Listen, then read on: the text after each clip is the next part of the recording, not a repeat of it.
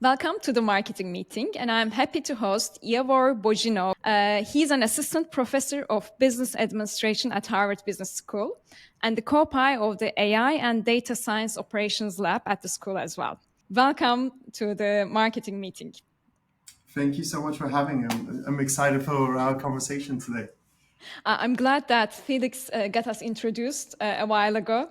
And then because I was pushing him with some questions on AI, and then he says, like, of course I can answer those, but there is another expert that would be really helpful for you to discuss.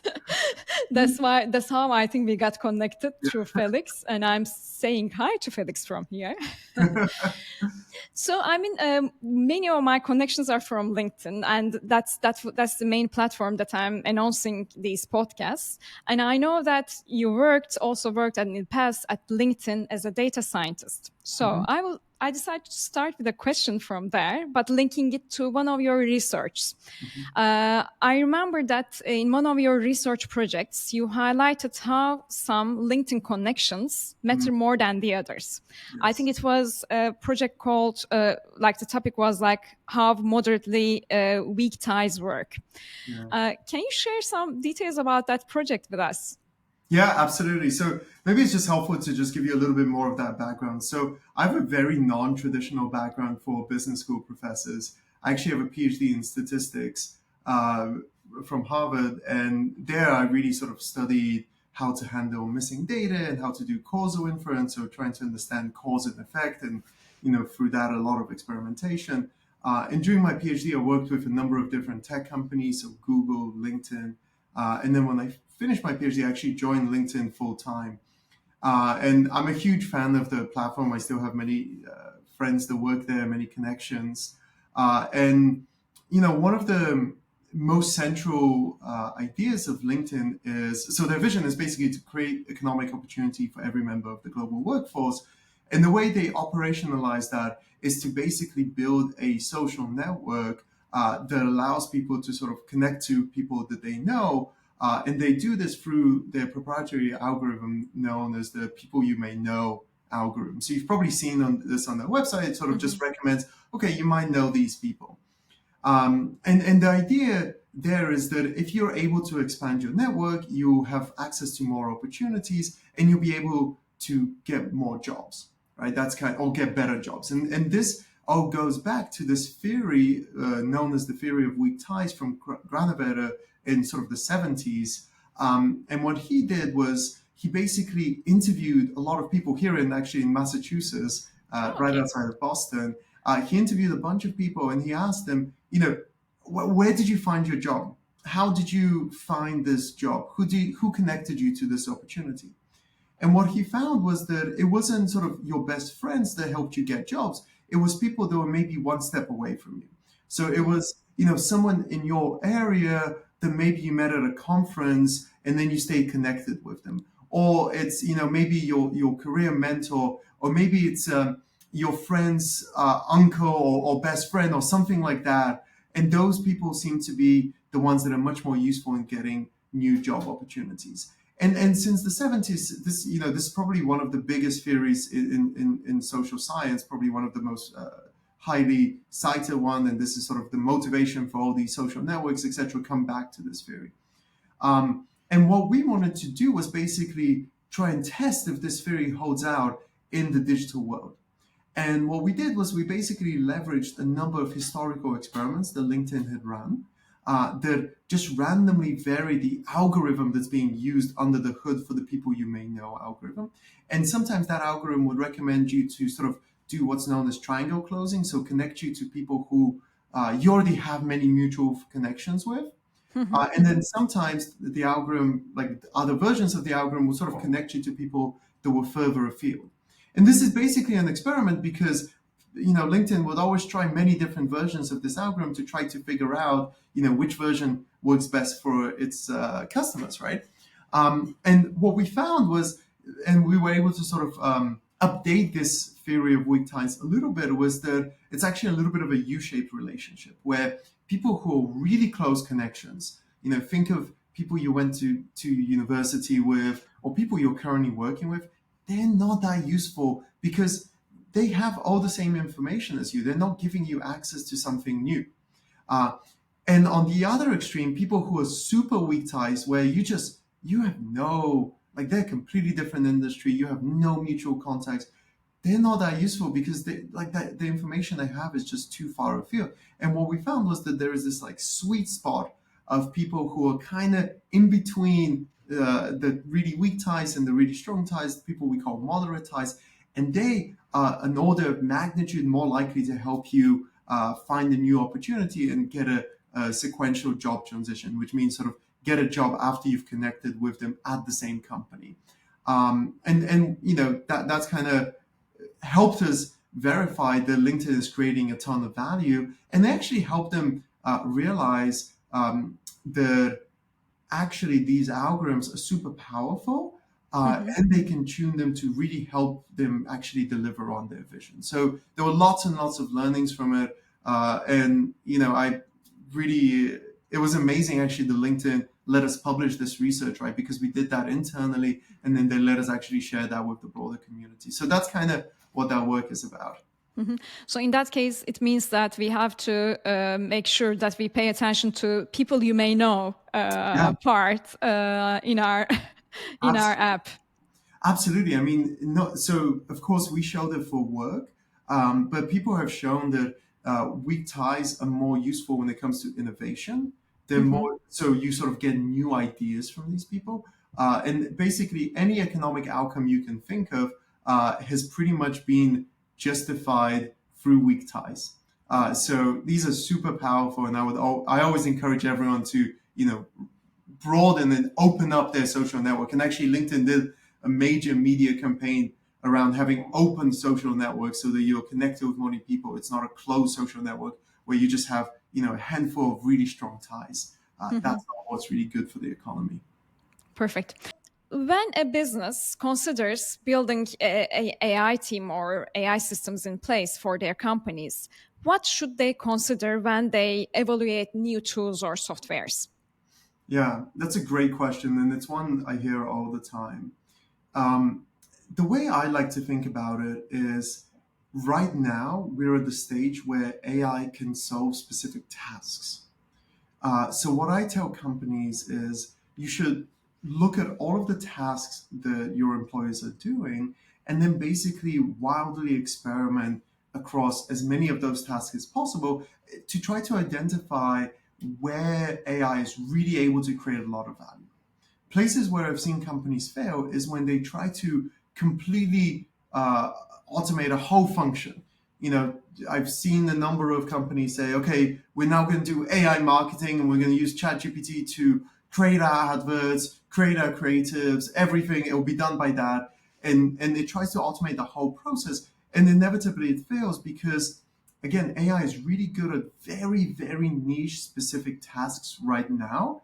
And it's not very good at linking those tasks. Now, that's going to change in time, but right now we're just not there. So what I say to companies is experiment wildly, try, you know, as many different task-based solutions as possible, and then just be really scientific about it. I think this is one thing that's great about the marketing world over the past, even maybe over a decade now. They've been really pushing for this sort of scientific approach to marketing where you try to quantify everything, you try to measure, you know, the ROI on this, which ad is better, right? So I think you need to bring that experimentation mindset that's really about what is really adding value. But again, it has to be at the task level. And then for each task, you have to think about, are we going to automate it or are we going to try to augment it? And here, I mean, is this a task that's going to be fully delegated to the AI?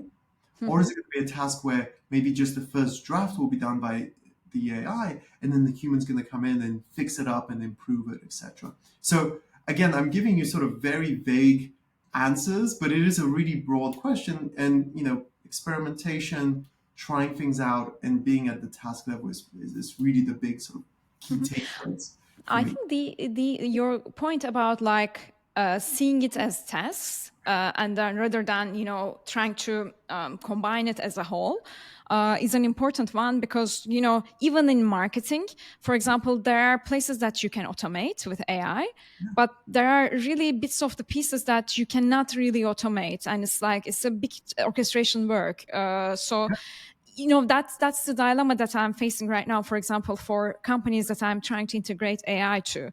So you automate email or newsletters or those type of things, but when you think about as a consumer behavior, for example, how do we integrate AI to consumer behavior, to understanding consumer behavior, which has nothing to do with automation email, which automating emails is a very basic task of that you can integrate AI actually.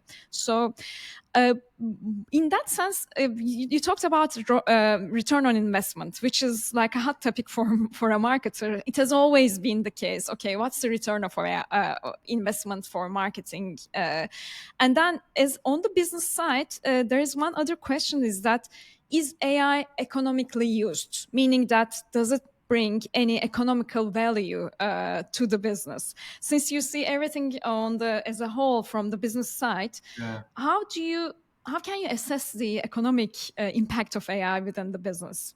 Yeah, so there were sort of a few questions within that broader question. Maybe just to quickly comment on what you were saying about sort of the automating, like the email and the consumer behavior.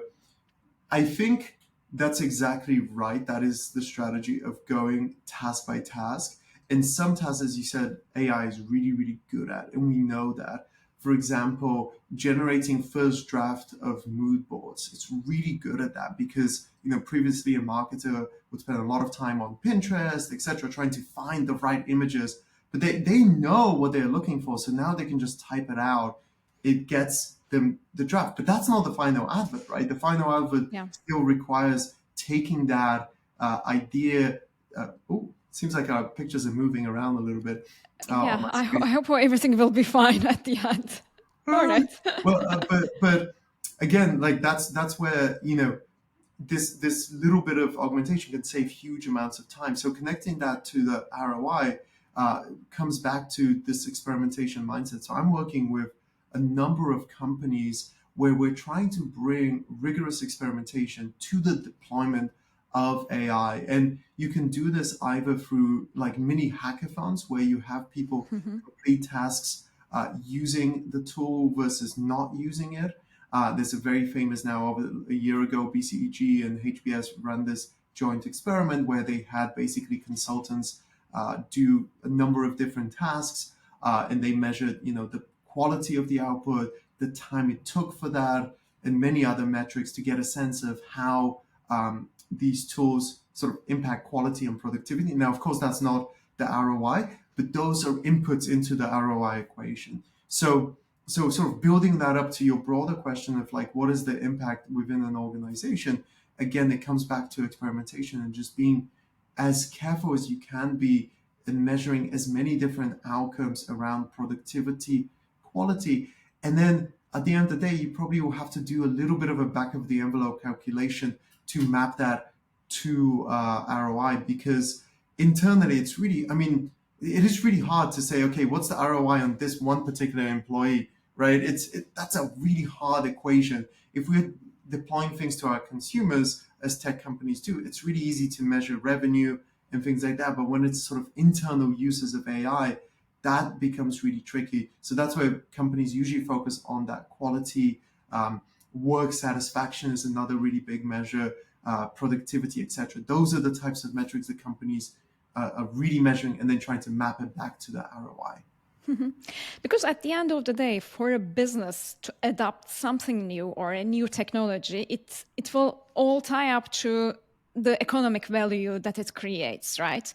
Like if you are able to solve a simple problem in your workflow with just hiring like a part-time employee, rather than adopting a whole technology to the whole company, then it will probably be, sticking for the time being, sticking to hiring that part-time employee and not adopting a whole new technology around it.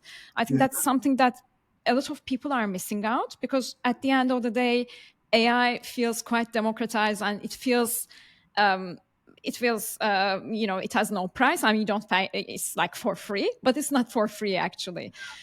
It's super expensive and super hard to do. And I see this all the time in the IT world, where a lot of companies have outsourced a lot of their IT work, and it's so cheap that the sort of the calculation of trying to automate any parts of it is just astronomically high. Um, and this is you're kind of setting yourself up for failure if that's the mindset that you have, because we also know that there is always, with new technology, there's a little bit of a J curve where productivity, quality, everything sort of drops initially and then it grows. So initially, the adoption of AI is going to be painful. You're going to have to deal with change management, which is much harder when it comes to AI than traditional IT. You're going to have to deal, that involves a lot of retraining, etc. And you're going to take a huge cost of setting this up and an initial drop in productivity. But for me, it's still a no-brainer that you need to get this done, because the reality is this is where every company is going. And the question I ask executives all the time is, if you were to redesign your company today, forget about all your tech debt, forget about everything you just have, your value proposition. Let's say you keep that, but you can redesign your operating model. Would it look different? And the answer that I inevitably get is it will look fundamentally different from how it looks like now. And then they say, okay, but we can't get there because we have tech debt, we have all these other things. But what I say to them is, if you're not going to get there, someone else will. And someone else is going to come and be a competitor. And we've seen this time and time again in the rise of the internet, right? Like companies like Amazon were able to completely destroy the retail book retail business barely exists now because of companies like Amazon. And you've just seen this time and time again, and it's going to happen again. So if companies are not ready to really integrate AI and accept the fact that it's going to be costly and painful right now, they're going to run into trouble in the future. And I do think a lot of these companies are just going to go out of business in the next 10, 15 years. AI started comes like a magic stick, right? Like it just, everything happened like a year ago and then we expect everything from it. But although some people may not like it, but I would like to talk about the challenges that it comes with. What are some of the key challenges that you see in these models? Absolutely. So first of all, AI did not come a year ago, right? AI has been around for a very, very long time. It's had many different names over the years. And this is, I mean, if we look at companies like Google, that is what gave them a competitive advantage over Yahoo and everyone else, is that they were able to build predictive machines that were so powerful that they were able to do personalization. Like Netflix, for example, their recommendation algorithm is far superior to anything that Disney and anyone else has, and that's why they're worth so much money. So just to make that clear, ChatGPT came out, and now when I teach about AI, I don't need to spend the first 5 minutes saying AI is important and AI is cool, you should be paying attention. It's sort of for granted, but it has been around for a while. Now, when it comes to the challenges, I think there's many, many different challenges. The way I like to think about it is through the lens of how you develop a specific AI project. And the way I think about that is essentially is having 4 steps, which is the selection, and that's kind of picking what projects you're going to work on. The development, which is the actual building of the AI. The evaluation, which is the experimentation and measuring the ROI, and if it works, it's adding value. And then the adoption piece of it, which is sort of the change management piece of it. And of course, there's sort of a 5th step, which is managing the overall architecture across these. But if I spend just a few minutes just zooming into each of them, I can tell you a little bit more about what goes wrong. So in the selection, we're all used to prioritizing our projects, right? We usually think about the impact of those projects and the feasibility of those projects. But when it comes to AI, there's a few nuances that I think are important to understand. So when it comes to the impact, very often the project selection of like AI projects is left to data scientists who usually lack a deep understanding of the business. So what they end up picking are basically projects which allow them to use the latest technology and are not necessarily strategically aligned with where the business is trying to go. So that's a major pitfall, is just the impact is not there because they're just not picking projects that are going to be significantly meaningful for the business, which is why you need, let's say you're trying to build an AI for marketers, you need those marketers in the room to really be part of the conversation and be part of the innovation process. That's one big failure. The second big, when it comes to the selection, is really around the feasibility of this. When it comes to feasibility, we're often used to thinking about, what's the timeline, what are the costs? But when it comes to AI, there's a number of other questions, which are, what's the data? Do we have the right data to do this? Are there any ethical considerations, right? Is there going to be any issues around privacy, around fairness? Is the modeling going to be transparent and sort of interpretable to the people who are going to use it? And then the question that I always like to remind people of is, just because you can do it doesn't mean you should do it, right? So when it comes to that feasibility with AI, you really have to ask yourself, should we really be doing this? Is this really the right thing to do for our employees and for our customers?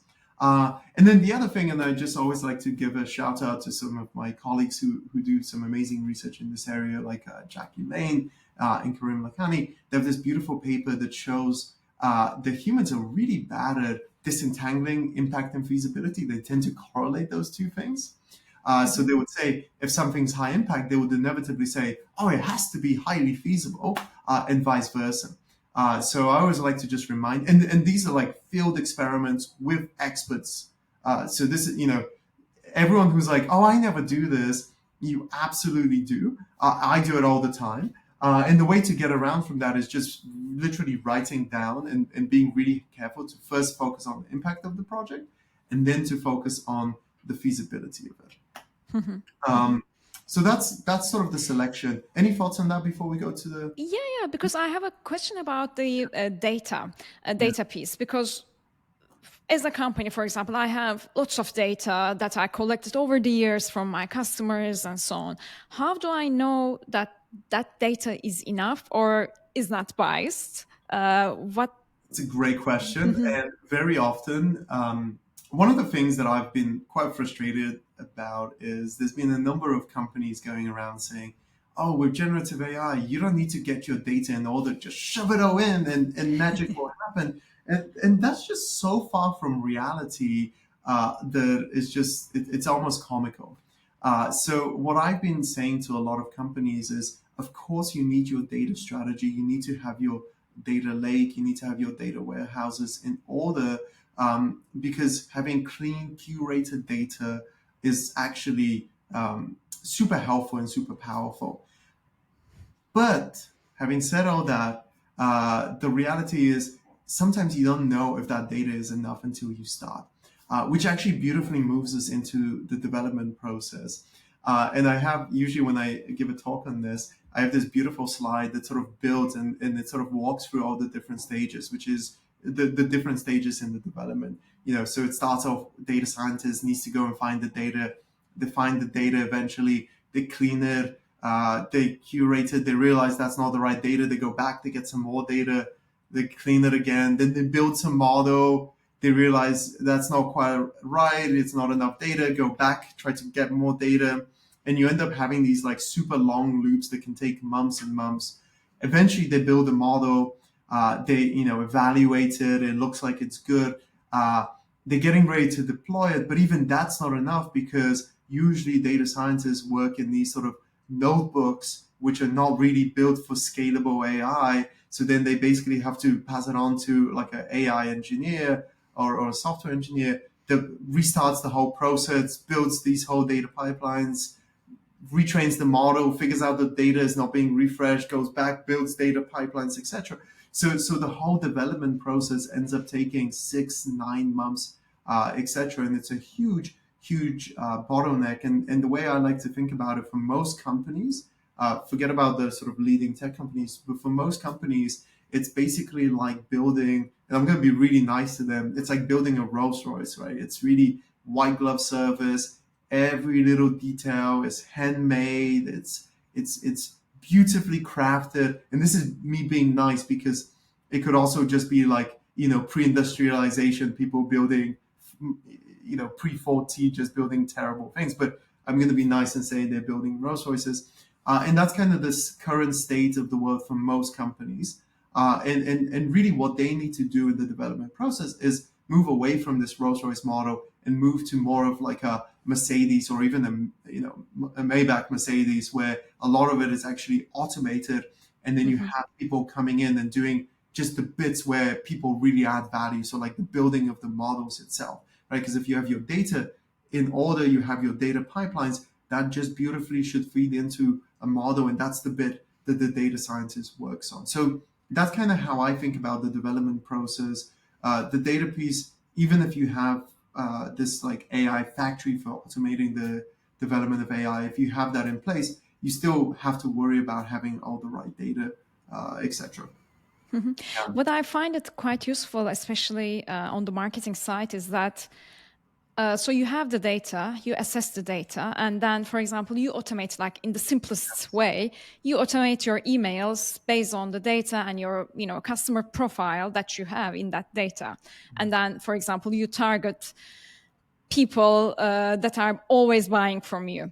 But the thing is that if, for example, you are talking to a specific demographics and you are selling only to a specific city and specific demographics where actually you want to grow and you want to target a new demographics, then that data and the outcome of that data will not be helpful for you. Because if I'm going to target another city or a female-based consumer base rather than a male-based consumer base, then you will have to make sure that you also create that data, which is actually is not available in your database. So that's why it's always like important to make like a match of, okay, what's our data and does it say? Is everyone interested in black boots and they are living in New York and they are so used to, buying black boots around September and October when it starts to rain? But whereas, maybe you're going to start soon selling more in Los Angeles, which will not be the case. So, it's always, I always say, okay, what's the data saying to us? But it's our data at the end of the day. And what are we trying to achieve here is a good, sorry to cut your word. And then, after the development part, or are we at the development part now? Yeah, so exactly. So that's the development we've been talking about. And I think, again, it's as if you're sort of predicting where this is all going, right? Which is, that's where the experimentation comes in.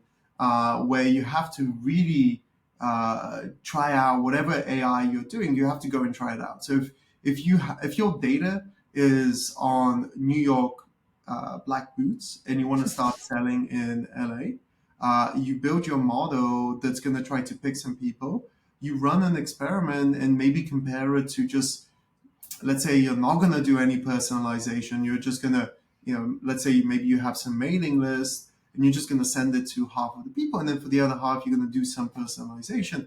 And you can use that to try to learn how generalizable this AI is in other contexts. And through that process, you start to gather more data, which you can then incorporate back into development.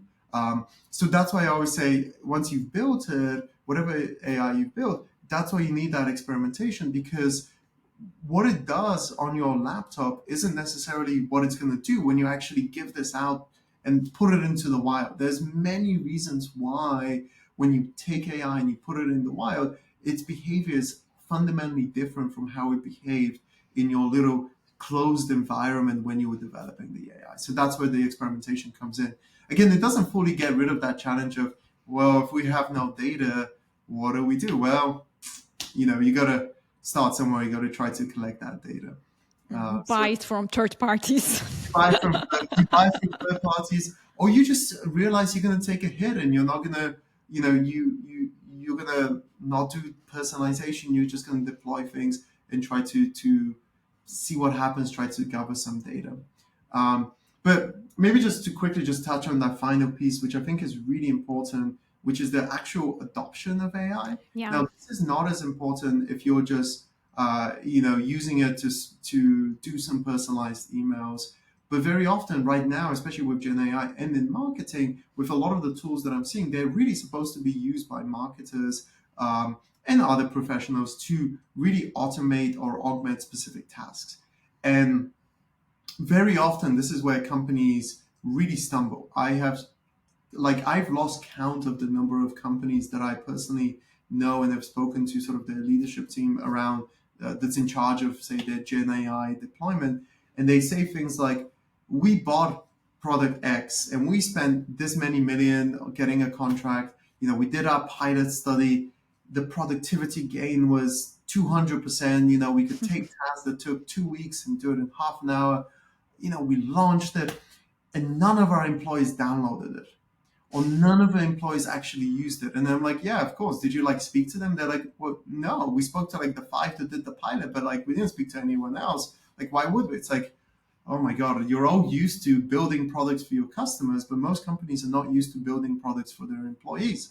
So the second they flip things around, they forget how to interact with their employees. There's a whole team for marketing external products, but very few companies have actual marketing teams for their internal products. But you kind of need to do that because if you want people to use it, you need to put it's the exact same thing. You need to sell that product to your employees. And with AI, the sort of the framework I like to think about is really you basically need to build trust between the human and the AI.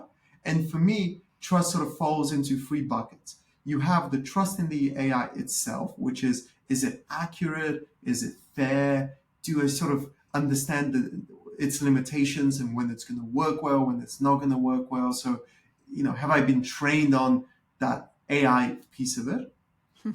The second layer is, do I trust the people who built it? And this is super important because very often we are reluctant. If I gave you some really fancy tool and I just said, oh, it's really, really accurate, go ahead and use it, and you have no idea who built it or why they built it, you're not going to want to use it, right? You're just going to be like, I don't know where my data is going. I don't know. Are they going to use this to just automate me and then just fire me in 2 weeks? I don't trust these people. And that's why trust in the developers is so important. Very often I actually find it completely trumps the trust in the AI. So, and if, for example, if you have a team that's building these Gen AI tools and they work really close with the marketing team, they had many meetings with them, they explained to them what they're doing, even if the AI itself is not that interpretable, it has all these other things, you're just willing to trust it because you trust the people who built it. So that's why that layer is super, super important. And then the final layer, which everyone just forgets about this, is actually trust in the processes. And what I mean by that is, how do you handle when things go wrong? Who's at fault? How do you handle disagreements? What happens if the AI is saying do this, but the person's I actually want to do something opposite? How do you handle that? Who's at fault if things go wrong, right? If I follow the AI and some bad decision gets made, am I on the line? Because if I'm on the line, I'm not going to want to use this. Why would I use something where I don't fully understand it? I don't know who built it. And if it goes wrong, it's my fault, right? So those are sort of the 3 layers of trust: trust in the AI, trust in the developer, and trust in the processes that you need to really focus on to get that adoption. And I think for marketing, there are 2 big layers that we need to take into consideration. One of them is trust, because brand is all about trust, and brand building is all about building trust about your brand, about your business in the eye of the consumer, but in your case also it's in the eye of the internal teams as well, so that it's adopted by the teams. But the second one is the consumer piece. How do because you have to understand the consumer and its behavior and how to deal with that consumer behavior, which trust is a big pillar in that section. When you think about AI, how do you think AI might transform the way we understand the consumer behavior? Or is it too early to say something? Or is there areas that are already useful to understand the consumer behavior? Yeah, so it's a really interesting question, and I'm going to try to take it in a few different ways, and you can tell me if I'm going completely off track. AI on the one piece of it, AI is now getting really good at trying to understand our consumers and trying to understand what they really want. Um, we're able to analyze text data. I know examples where companies have their frontline workers with, like little audios in stores, and they basically can say things like, oh, we seem to be out of this, or, the customer said that this product wasn't as good. And that gets fed into basically a model that's able to extract lessons. So it's giving you the ability to learn about your customer in a much more nuanced and detailed way from a much broader set of um, inputs, as opposed to just typical surveys or typical consumer panels as we're sort of used to doing in the past. So it's sort of opening up that door. The other thing that's happening is it's also changing how we communicate with our consumers, right? In the past, of course, chatbots have been around forever, but they're getting really good now. Uh, and that's kind of changing things because, and this is my biggest question and sort of worry, with really good AI. Let's just focus on say sort of retailers or even high end luxury. We're talking about black shoes, right? If you go to, say, Prada or Gucci in the store, you have this amazing experience where someone comes, they talk to you, they help you pick out your product, and they're like, okay, this is the right thing for you. You try it on, it's great. Now the AI is getting so good. In the very, very near future, we're going to be able to have online experiences that are just as personalized. So we're all going to have our own sort of digital shopper that's like, hey, here is the product that's just right for you. Here is the thing. And then my big question is like, how do you continue to sort of differentiate yourself and sort of build that customer trust and customer understanding when everyone is moving to this super hyper personalized digital experiences? So, I don't know what the answer to that question is, but I think a lot of us should be thinking about it because that's going to happen very, very soon. There was one example. I don't know if I think it was in one of your research or papers about AI is really good at finding the right consumer or right products to offer to the consumer, but it's not great at closing the deal, especially the business deals. I don't know if it was on one of your papers or so on, but this is I think this is a very nice example of, okay, there are parts that we can really get the high value of, Yeah. but when it comes to, especially, I guess, emotional intelligence and how to tap into the Yeah. sentiments and. So that's a great question. So first of all, that definitely that wasn't my research, but I think I know it. I'm trying to remember whose it was, but it's very interesting research. Um, this kind of a couple of comments, right? This comes back to what we were talking about, where it's really good at specific tasks. So you need to figure out what those tasks are and give it those tasks. Um, but it's changing and it's getting better. So in terms of the emotional intelligence, it's hard. I don't think there's too many studies right now on emotional intelligence, but there's a really interesting one on empathy that was done by, I'm forgetting the team, but it was done on doctors. And they basically had doctors write notes, and then they had ChatGPT write notes.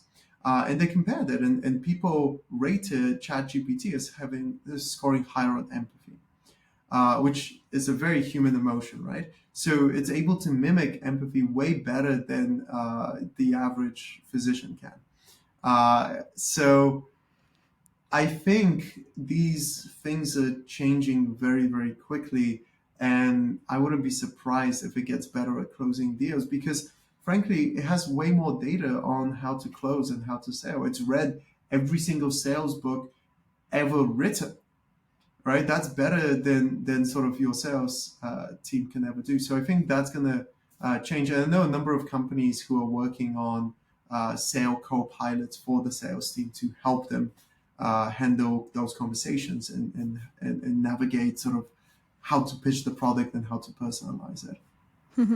And how about the trends? For example, when you are working in fashion, you know that there's a trend coming in and you see it on the high street of New York, London, and so on. How you think AI is right now at the moment good at spotting trends, upcoming trends in business? Yeah, and it sort of comes to data, right? Like there's the Chinese company, I think it's Xi'an, the fast Shine? Shine, the fast fashion retail, right? They're bigger Yeah. than H&M, Zara, and several others combined.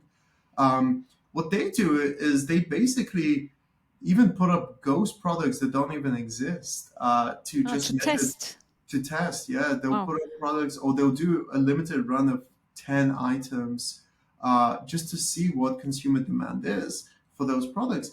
And then if it looks good and promising, they very, very quickly scale that up. And this is not individuals trying to figure out what the trends are. This is AI helping gather data and then efficiently figure out what those trends are.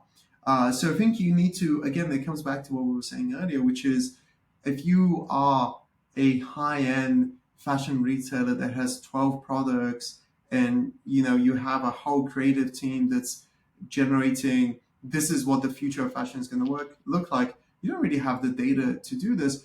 But if you're a company that is a fast fashion retailer and can gather data really, really quickly, you can actually try to delegate that to your consumers. I have one question because since we talked about trust, and trust is usually linked to the strength of your brand as well. You mentioned about how if you don't trust the process or the company, you don't share your data or you don't, rely on the recommendations of that data. In that sense, in my mind, I feel that bigger companies, because I'm okay to share my data with Apple because Apple is a big company, and then I rely that they are using the best systems in place to protect my data and so on. Whereas, I'm reluctant to share my information or to rely on the data of a smaller company, and I Yeah. feel like the bigger is it like the bigger gets bigger or This, like yeah. it's a very interesting thing that I'm quite interested nowadays. I wanted to ask you a question about this going forward for companies that are, especially the startups. Yeah, it's super interesting. So I think it comes down to value. Um, None of us question sharing our data if it adds value to whatever it is we're doing, right? Like OpenAI, when I made my OpenAI account, they weren't that big, but they were giving me value, so I gave them their data. Google, back in the day when they were starting out their first email, I remember getting the email when it started out almost like as a April Fool's joke. Um, well, the April Fool's joke was that you have unlimited storage. But anyway, I remember just like being like, yeah, this is going to add value to me, so I'm going to give my data. So I think a lot of consumers are happy to share their data as long as they're getting something in return. So for startups, if you're adding real value to your consumer, everyone is happy to share their data. Um, things, and there's a lot of other sort of trust factors that they can do.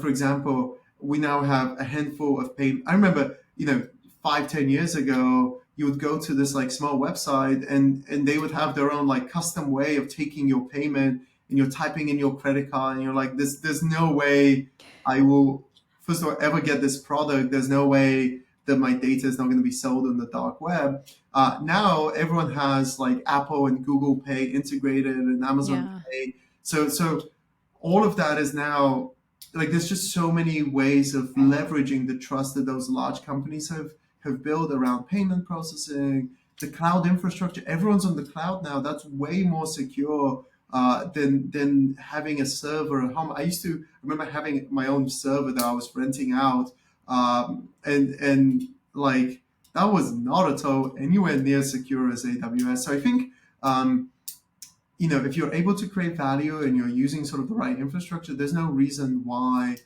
people should be worried about sharing their data. with small companies. One final question about marketing and AI. What important trend do you see for the future of marketing? I think marketing and every other role is going to fundamentally change. And I think marketing is one of the first places it's already starting to really, really change. And what the biggest shift I see is really, and we've talked about this last time we chatted when we weren't recording, is this transition from being content creators to being content managers. Right? In marketing, in the past, every marketer was a content creator, right? They were making the adverts, they were making the text, they were making just every piece of it was being created from scratch by marketers. I think the transition we're seeing now is that they're all shifting to content managers where the first draft is being created by AI and then they're managing it, they're tweaking it, they're owning the interaction with the AI. It's still the final product is, it's really their creativity. But it's like the tools they're using are changing, and I'm sure there was a huge change when first people were hand drawing adverts, and then they moved to computer drawn adverts, and then they moved to sort of Adobe automating parts of that, and now it's even like that shift has already been happening for many years, but I think it's going to speed up and it's going to be even more exponential. So that's kind of the biggest area. And then the other piece of it, so of course the content creation and content management, the other piece of it is just personalization is basically free now, right? The cost of variation has dropped to zero. So now you no longer need to create just one advert. You can generate thousands of adverts and personalize them, and then use experimentation to figure out, marketers are already used to A/B testing, many adverts, but now that's like on steroids. You can do thousands of adverts and do this in a dynamic way where you're learning about your customers and you're offering personalization. So all of that to me means that marketing is fundamentally changing and I think it's a really exciting time for marketers. It's a great take. And two last questions is to wrap up with like more lifestyle questions. If you could recommend one book to the listeners, what would it be? So I think this is not a marketing book. It's a book that two of my colleagues wrote, Iansiti and Karim Lakhani, on competing in the age of AI. So the book was actually written before Gen AI blew up. I mean, they talk a little bit about it. But I think the book will give you the foundational understanding around how AI is impacting both companies' business models and operating models. And I think it's a fantastic book. I'm hoping they write a second one that's sort of up. And the book came out literally a couple of years ago, but I'm hoping for an updated version that has, all the extra things that are happening. So that would be my one recommendation. I will check that out for sure, because I always have this dilemma of, okay, if that book is written like a couple of years back, okay, would it be still relevant? But it's good to hear it from you. And my favorite question is what's your favorite coffee place in Boston? Probably Intelligentsia, which is a chain, but I love their coffee.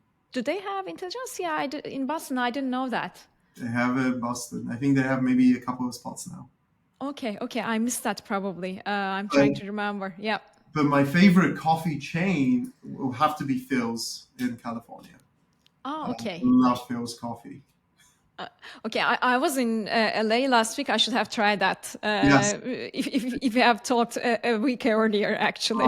They do pour overs, and if anyone from that company is watching, please open up a Boston location. I know they have some DC and sort of West Coast locations, but nothing in Boston. I'm waiting. Yeah, okay. I'm going to try it when I go there next time to have my pour over there in the morning. Iavor, thanks so much for joining me. And I'm really happy that Felix introduced us so that we can have this chat. I already have so many other questions, but I'm going to just stop it here. Thank you so much. Thank you so much.